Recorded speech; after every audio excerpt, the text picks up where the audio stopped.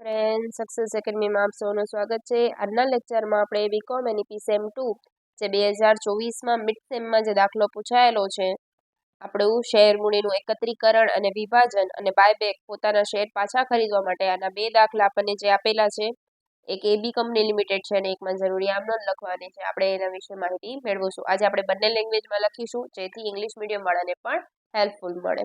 ચલો સૌપ્રથમ આપણે એ વિશે માહિતી મેળવીશું। એમાં પહેલા નંબરમાં કીધું છે 100 રૂપિયાનું એક એવા 5000 ઇક્વિટી શેરની બનેલી ઇક્વિટી શેર મૂડીના બદલામાં 10 રૂપિયાનો એવા ઇક્વિટી શેર તથા 10 રૂપિયાનું એક એવા 10% પ્રેફરન્સ શેર 3/2 ના પ્રમાણમાં આપીને વિભાગીકરણ કર્યું, એટલે કે વિભાગીકરણ માટે કર્યું છે। ચલો પેલો શું આવશે તો કે ઇક્વિટી શેર મૂડી ખાતે ઉધાર, એટલે કે equity share capital debit to equity share મૂડી, એટલે કે ટુ ઇક્વિટી શેર કેપિટલ તે પ્રેફરન્સ શેર મૂડી, એટલે કે ટુ પ્રેફરન્સ શેર કેપિટલ।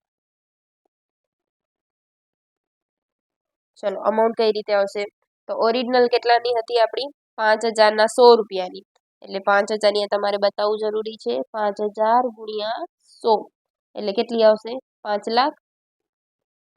તે ઇક્વિટી શેર મૂડી કેટલામાં કન્વર્ટ કરે છે 3/2 ના પ્રમાણમાં વિભાગીકરણ કરે છે। તો ચલો કરી નાખીએ।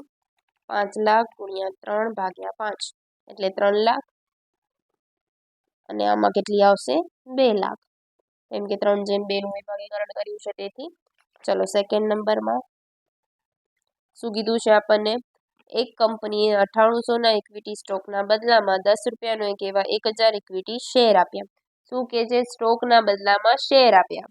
તો ચલો લખી નાખીએ। ઇક્વિટી સ્ટોક ખાતે ઉધાર,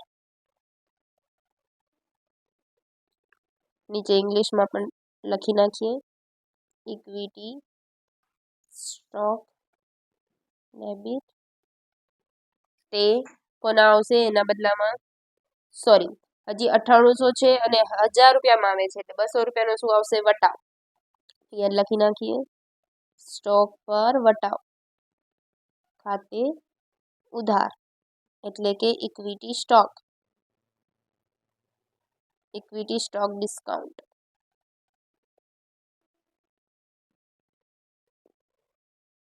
ટુ ઇક્વિટી શેર મૂડી,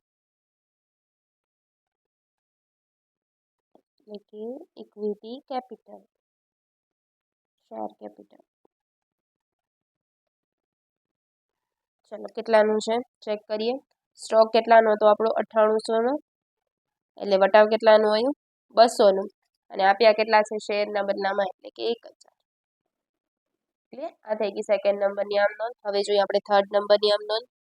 ચલો એમાં શું કીધું છે, એક કંપનીએ દરેક 100 રૂપિયાનો એવા 5000 ઇક્વિટી શેરના બદલામાં દરેક 9500 નો લેખે ઇક્વિટી સ્ટોક આપ્યો, એટલે કે શેરના બદલામાં સ્ટોક આપે છે। ચલો તો ઇક્વિટી શેર મૂડી ખાતે ઉધાર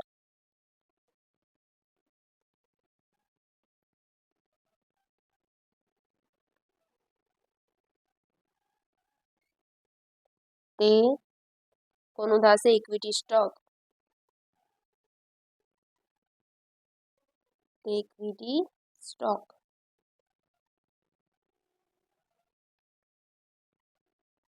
અને તે કેટલામાં હતો 100 રૂપિયાનો હતો ને 95 એટલે 5 રૂપિયાનું શું થશે પ્રીમિયમ, તે પ્રીમિયમ ખાતે। જેને પણ આના લેક્ચર ના જોયો પ્લીઝ પહેલા તે ચેક કરો એટલે ઇઝીલી તમને આવડી જશે। પ્રીમિયમ ઓન સ્ટોક, ચલો કેટલાની હતી આપણા પાસે 100 રૂપિયાનો 5000 ઇક્વિટી શેરના બદલામાં 9500 લેખે, એટલે 5000 ગુણ્યા 100 અહીંયા કરી નાખીએ, એટલે કેટલા આવશે 5 લાખ। અને સ્ટોક કેટલામાં આપે છે 95 એટલે 5000 ગુણ્યા 95 કેટલા આવશે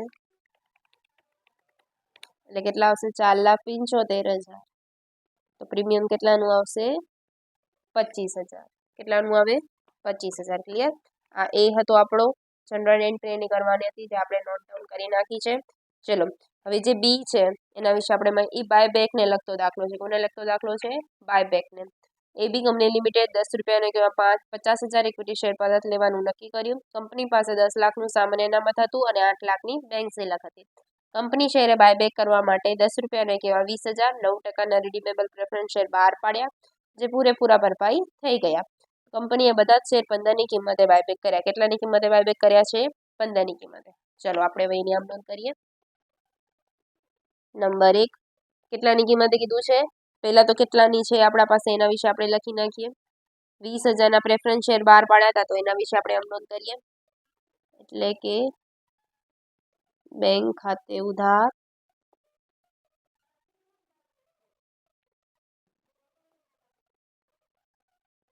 તે 9% રિડીમેબલ પ્રેફરન્સ શેર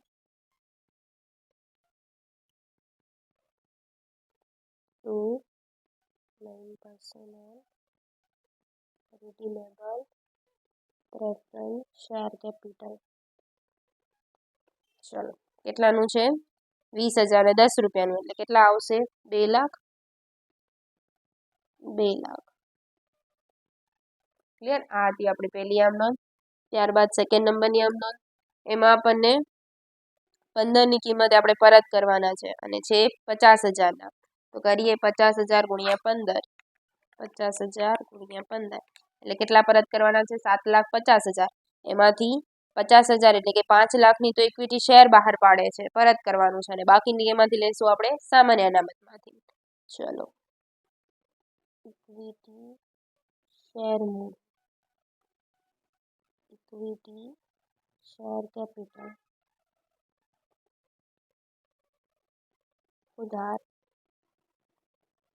એ બીજું શેમાંથી લેવાનું આ 5 લાખનું આમાંથી લઈશું ત્યારબાદ સામાન્ય અનામતમાંથી સામાન્ય અનામત જનરલ રિઝર્વ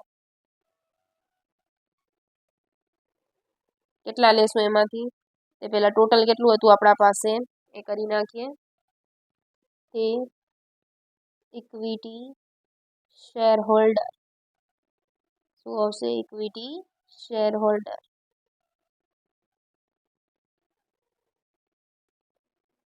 ચલો તો ઇક્વિટી શેર હોલ્ડર કેટલાના હતા 7,50,000 એમાંથી 5 લાખનું આ દીધું તો માઇનસ આપણે કરી નાખીએ 5 લાખ તો 2,50,000નું શું દેશું આપણે જનરલ રિઝર્વ સામાન્ય અનામત ક્લિયર આ થઈ ગઈ આપણી સેકન્ડ નંબરની આમ નોંધ ચલો થર્ડ નંબરની અને બેંકમાં દઈ દઈએ પરત કરવાનું છે એટલે ઇક્વિટી શેર હોલ્ડર ખાતે ઉધાર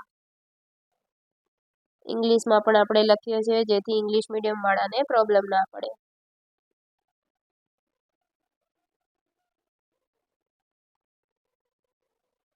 તે બેંક ખાતે